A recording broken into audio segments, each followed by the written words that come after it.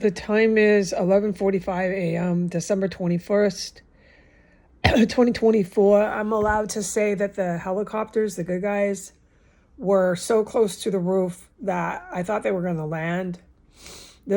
I can't say when this happened, but anyway, so they were snapping their blades. I will describe this later because I will never forget these things. And there was massive, major military action here. I'm cleared to go ahead and say that I'm in my room. I'm playing it safe, with what I testified, I witnessed when I was out there. It's no place that a woman wants to run around, do dishes, and this crap is a joke here. I'm just in here, man. I'm just trying to hang on, okay? I'm feeling better. The massive sniffles I had is wearing out. I'm getting better. Eating. I don't have sickness anymore. As far as talking about the chemical gases, I am forbidden from discussing anything like that right now. It's to help with this situation.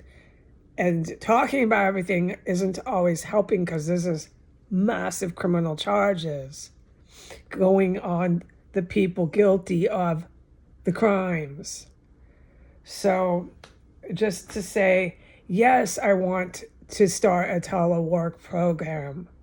I've always said that. And no, I don't think mothers should be confined and condemned in their homes. Oh, oh God, these fucking people here, I have to put this on. They're sick as it gets. I can't talk about what they're doing on this town. I can't talk about anything. Can't tell you the weather. Get it? Okay.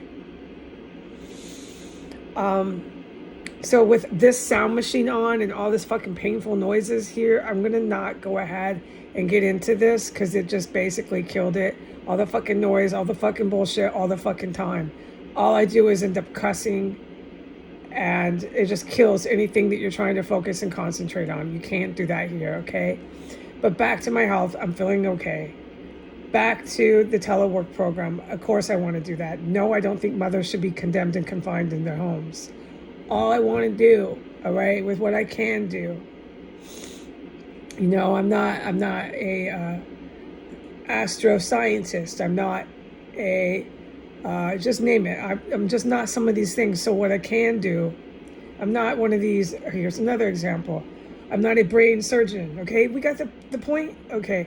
So what I can do is I can make a dent. I can make a wave. We're helping with telework, helping moms, helping all these women in my country. Oh my gosh, okay? And so, yes, I'm totally on that. But we have in the United States a radicalized population. It's really serious. And these 52% of our population individuals armed themselves. They go and they buy these guns.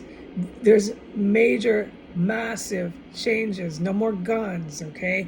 No more of these Bill of Rights. That had to come to an end at some point to get any peace, safety, and sanity back in our population, in our country, okay? In our society. All right, I'm talking about America. I'm not talking about England. All right, so that's what I can do, okay?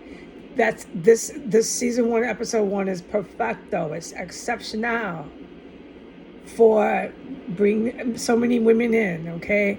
To so many jobs you wouldn't believe it, okay?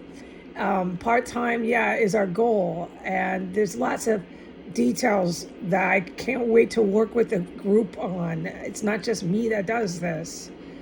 So it's so exciting, okay? So exciting, but we got to get the country secure, okay? So that's the steps that the good population here, the 48% who did not bring warfare, who did not buy guns and arm themselves to point them at the neighbors and shoot at their house.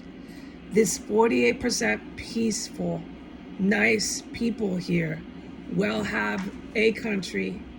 It's not quite the same America as they knew because they don't have the right to go buy a gun, and all this crap won't be all over your internet. You're going to lose some of your perceived freedoms, but was it freedom? No, it caused the fall of the United States. Your television caused those fire pits seen from space. Your TV did that. There's going to be some serious clamp down control on this crap. All right. Okay, so, but the work for people is just so many things you can do. So how cool, so many things so cool. And the beauty of that is that the kids don't lose their parents. The kids are not latchkey kids raising themselves. No, it's not going to happen. But you have to change massive changes to your commerce, to your, oh God, here I go, trying to recall words, to your workforce, to your commerce, to your labor laws, to your, just so, oh God, I don't want to, it's a huge endeavor. It's a huge endeavor, but you start it off, right? You launch it. And then you can, because it's so important to get it going, because this is your population, this is your workforce. And then you can add, fix, tweak it. Once it's at least launched and everyone's participating, okay? Don't make people wait years to do this. So get all the women that want to join this into this program. I'll just call it that. It's a program. It's kind of, in some ways, you have to do it, but you're not being imprisoned because of it. But you can't, the point is, if you have kids at home, you can't legally just be leaving them at home. There are checks. Your government wants to know what you think you're doing. If a mom has a baby and then suddenly says, okay, I'm leaving this kid, it's 8 days old, I'm done, I'm going to leave it here with this nanny, they honestly do have to sign papers and have somebody in our system review that. Okay, you can't, because you think you're free and can do whatever you want. Those days are over. I don't care what financial status you are. You want to have a little infant and then walk out the door and leave it with strangers, you have to answer for that. Okay, so that's the big picture. I know that the government is now meddling in your family affairs, but look what happened here. 52% of anyone's population is a drastic number to be this violent and barbaric. The United States ended up raising their kids with cannibalism as a norm, as a social norm. So since that's now on historical record, and we have to have our college kids read this in their college textbooks, we need to face what happened and do everything we can to help our society not repeat history, okay? And the biggest way you can do that is making sure that the children of your society have somewhat of a decent upbringing, okay? You can't make everything for every kid perfect, but you can make sure they at least have a stable primary caregiver. Not everybody has a mom or a dad, okay? I know that. There's orphans and so on and so forth. But at least these kids have a primary caregiver, somebody around. No more of this society where anyone and everyone can do whatever they want without any regard or thought to anyone else around them, and then say, yeah, I'm going to get married. Yeah, I'm going to have kids. Yeah, I'm going to do this. No, because it led to so much problems. And drug abuse was just out of control. The drug abuse was intentional since 1962, when they started pushing the neo-Nazi agenda here that led to Bill Clinton in 1992. The drug abuse was part of that. You never, in your society of America, ever clamped down on the fucking drug abuse, and you empowered all these cartel, and you're going to say you were completely unaware of that and you were in government? You can't.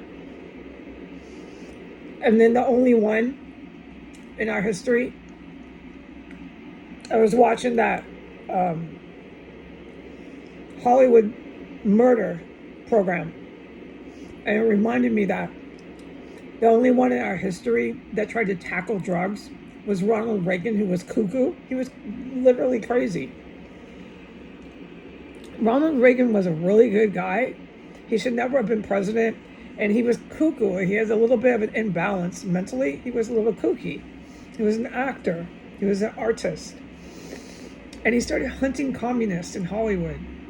So he had a real paranoid side to his personality.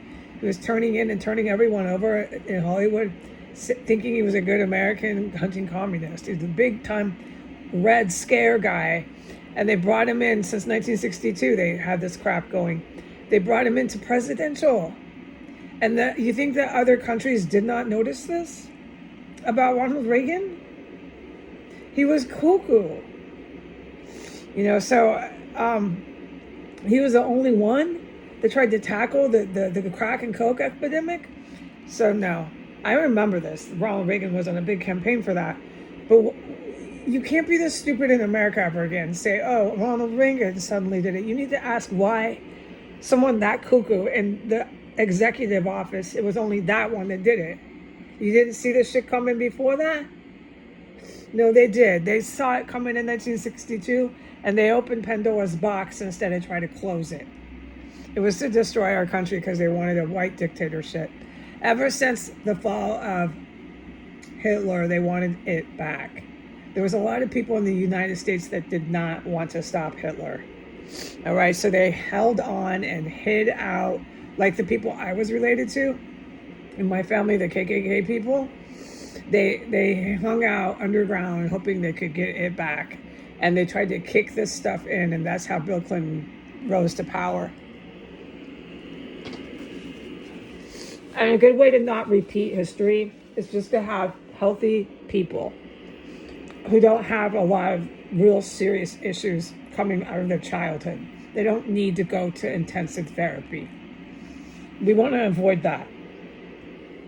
They don't find themselves with drug and alcohol problems because they have such deep issues from childhood, okay? We don't want that anymore. And a good way to do that is to set up a lot of programs focused on moms, focused on women. And that has never happened before in my country. We have never even thought of that crap. And to say you haven't thought of that there's a word for it, but I can't remember. Anyways, it's highly, highly, highly unprofessional and criminal, but there's a word, I just can't remember it. You cannot say you're qualified and really want to run government and be there for the people if you haven't thought of this. You're lying. All right, goodbye.